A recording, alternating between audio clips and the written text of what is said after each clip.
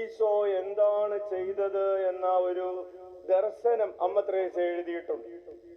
അമ്മ ത്രേസ്യയുടെ ആത്മകഥയിലാണ്, അഭ്യന്തരഹർമ്മത്തിലല്ല, ആത്മകഥയിലാണ് അത് എഴുതിയിരിക്കുന്നത്.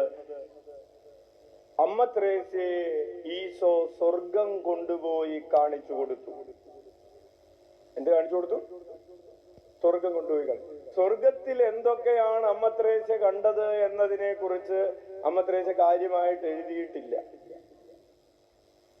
അതിനുശേഷം അമ്മ ത്രേസ്യയെ നരകം കൊണ്ടുപോയി കാണിച്ചു കൊടുത്തു. അമ്മ ത്രേസ്യക്ക് അത് ഭയങ്കര ടച്ചിങ് ആയിട്ട് തോന്നി. അതിനെക്കുറിച്ച് നരകത്തിന്റെ അമ്മ ത്രേസ്യയുടെ ദർശനം അമ്മ ത്രേസ്യ അത്യാവശ്യം നന്നായിട്ട് എഴുതി വെച്ചിട്ടുണ്ട്. അച്ഛൻ വായിക്കാൻ പോവാണ്. ഈശോ അമ്മ ത്രേസ്യയെ നല്ല വഴിക്ക് നയിച്ചത് എങ്ങനെയാണ് എന്നതിന്റെ ഒരു ഉദാഹരണം പറയാൻ പോവാണ്. ഹല്ലേലൂയ. അമ്മ ത്രേസ്യയുടെ നരകത്തിന്റെ ദർശനം, അതിന്റെ ഇമ്പാക്ട് എന്താണെന്ന് പറഞ്ഞിട്ട് പറയാം. അമ്മ ത്രേസ്യ പറയാണ്, നരകത്തിന്റെ പ്രവേശന കവാടം വളരെ നീണ്ടതും, നോക്കുമ്പോ ഇങ്ങനെ നീണ്ടു കിടക്കാം, ഒരു ചൂള എന്നതുപോലെ ഇടുങ്ങിയതും. ചൂള കണ്ടിട്ടുണ്ടോ നിങ്ങൾ? അതിങ്ങനെ പരന്നു കിടക്കാണോ? ഗ്രൗണ്ട് പോലെയാണോ? അല്ല, ചൂള എന്നതുപോലെ ഇടുങ്ങിയതും. ഇതിന്റെ കവാടമാണ് വളരെ താഴ്ന്നതും. നമ്മൾ സെൻട്രൽ ജയിലിൽ കയറുമ്പോ അല്ലെങ്കിൽ കണ്ണൂർ ജയിലിൽ കയറുമ്പോ ഇങ്ങനെ തല താഴ്ത്തി പിടിച്ച് കയറണമെന്നാണ്. അച്ഛൻ കയറിയിട്ടില്ല, കുനിഞ്ഞ് കയറണമെന്ന് പറഞ്ഞു കേട്ടിട്ടില്ലേ?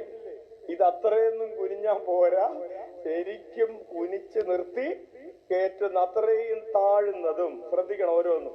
ചൂള എന്നത് വളരെ നീണ്ടതും, ചൂള എന്നതുപോലെ ഇടുങ്ങിയതും, വളരെ താഴ്ന്നതും, ഇരുട്ട് നിറഞ്ഞതും അടഞ്ഞതുമായിരുന്നു. ഇങ്ങനെ ഇരുട്ട് കുത്തി കിടക്കാണ്. ആ പ്രവേശന കവാടം കാണുമ്പോ തന്നെ നമ്മുടെ പകുതി ആയുസ് പോകും.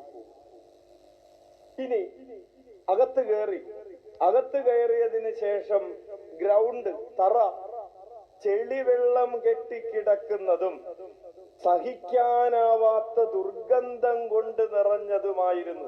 ഒരു കാലെടുത്ത് വെക്കാൻ പറ്റില്ല, അവിടെ ചെളിയാണ്. ദുർഗന്ധം നിറഞ്ഞ ചെളി കെട്ടിക്കിടക്കുന്ന, സഹിക്കാൻ പറ്റാത്ത ദുർഗന്ധമുള്ള ചെളി കെട്ടിക്കിടക്കുന്ന സ്ഥലമാണ് തറ. ഇനി അതൊക്കെ കടന്ന് ഈ ചെളിയൊക്കെ ചവിട്ടി കയറി നടന്ന് അതിന്റെ അവസാന ഭാഗത്ത് ഒരു മതില്,